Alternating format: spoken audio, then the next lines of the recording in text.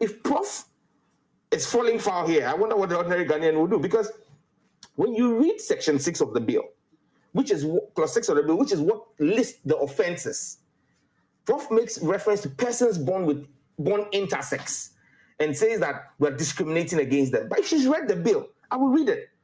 6, it talks about what the offenses are. It says a person commits an offense if they engage in sexual blah, blah, blah. But E is what lists the various shades of homosexuality.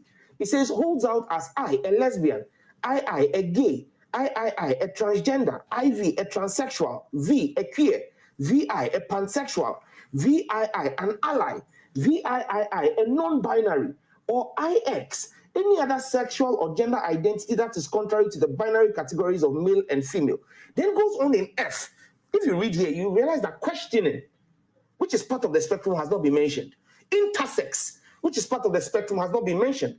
But they haven't read the bill to understand it. So they don't see it in there. But let me even go on. In F, we then say, provides or participates in the provision of a surgical procedure for sex or gender reassignment, or 2, any other procedure that is intended to create a sexual category other than the sexual category of a person assigned at birth, except, so we introduce an exception clause, except in the case of correcting a biological anomaly, including intersex. So if our learned professors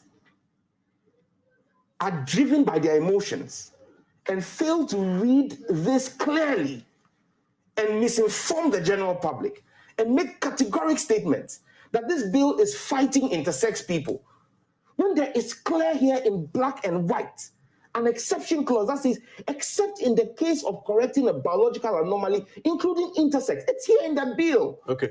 Now, the last one, please. And I'll bring in Prof. Gajepo to respond to that, and I'll move on.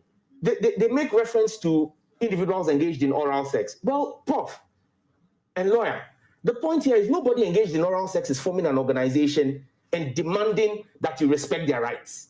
That's the difference. That's what you're missing. But on matter of knowledge, criminalize the definition according to the Supreme Court. Fantastic. So if you find somebody guilty of that, prosecute them whether they're heterosexual or homosexual. This bill is focused on homosexuals, and like I said, nobody is demanding, nobody who is engaged in oral sex or any kind of kinky sex is standing up and saying we formed an association, accept our acts as the legal, legitimate way of doing this. Now, the very last point is, and this will go to the lawyer, can he establish for me any other instance in the history of legal jurisprudence where you demand a right that has no boundaries?